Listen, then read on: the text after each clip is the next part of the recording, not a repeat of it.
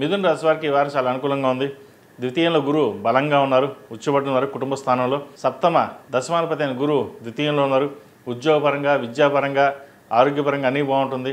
రావాల్సిన బెనిఫిట్స్ ఏవైతున్నాయో వీరికి బాగా కలిసి వచ్చే విధంగా గోచరిస్తోంది. అంతకుముందు జన్మరాశిలో గురువు అంత ఇబ్బందికరంగా ఉన్న బెనిఫిట్స్ ఎక్కువ లేకపోయినా ద్వితీయంలో గురువు మీకు చక్కగా లాభించే దశగా గోచరిస్తోంది. రాశ్యాధిపతి చతుర్థాధిపతి అయిన బుధుడు 6 ఉన్నారు.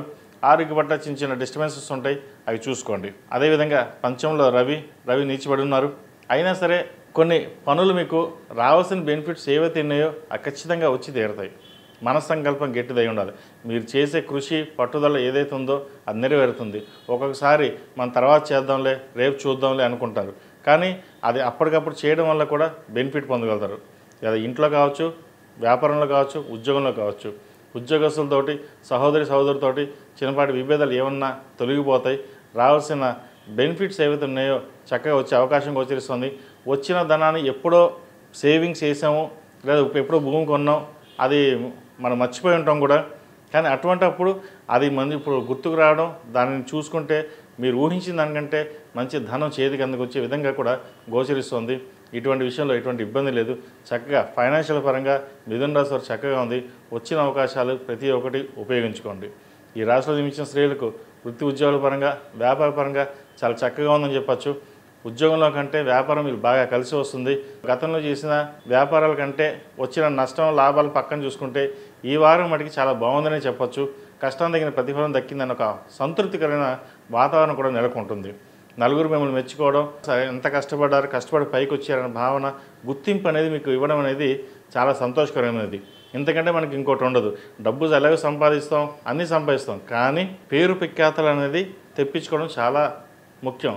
కష్టపడితే రాని పేరు ప్రఖ్యాతలు ఈ అనతి కాలంలో వచ్చే ఒక భావన ఏర్పడుతుంది. ఎప్పుడో కష్టపడిన దానికి ఇవాళ గుర్తింపు రావడం అనేది చాలా సంతోషకరమైన వార్త అని చెప్పచ్చు. చక్కగా ఆరోగ్యపరంగా కూడా ఎటువంటి ఇబ్బందులు లేవు. వ్యాపార పరంగా కూడా బాగుంటుంది.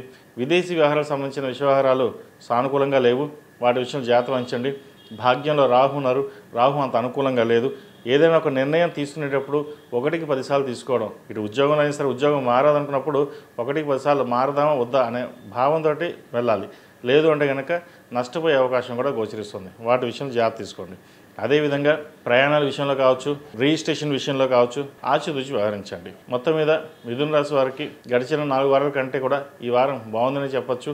ఈ రాశి వారు ప్రతిరోజు ప్రతినిత్యం ఓం నమస్తే ఒత్తులతోటి నువ్వు నన్ను పోసి దీపారాధన చేయండి, మంచి ఫలితాలు ఉంటాయి. ఉదయం సాయంత్రం చేయడం అనేది చెప్పదగిన సూచన. అదేవిధంగా అమ్మవారికి, అయ్యవారికి మొగలు పువ్వు కుంకుమతో కుంకుమార్చన చేయండి, మంచి ఫలితాలు ఉంటాయి. ఈ రాశిలో జన్మించిన వారికి కలిసి వచ్చే సంఖ్య 2, కలిసి వచ్చే రంగు ఎల్లో. ఏదైనా పని మీద బయటకు వెళ్ళేటప్పుడు సోమవారం కానీ శుక్రవారం కానీ వెళ్ళండి, మంచి ఫలితాలు సంప్రాప్తిస్తాయి. ఈ పూజ స్టోర్.in పసుపు కుంకుమ నుంచి దేవతా విగ్రహాల దాకా అన్ని రకాల పూజలు, వ్రతాలు, వివాహం, గృహప్రవేశం, హోమాది శుభకార్యాలకు కావలసిన పూజా సామాగ్రి అంతా ఒక్క క్లిక్తో మీ ఇంటి వద్దకే. నేడే ఆర్డర్ చేయండి మీ ఈ పూజ స్టోర్.in లో. One stop for all puja needs.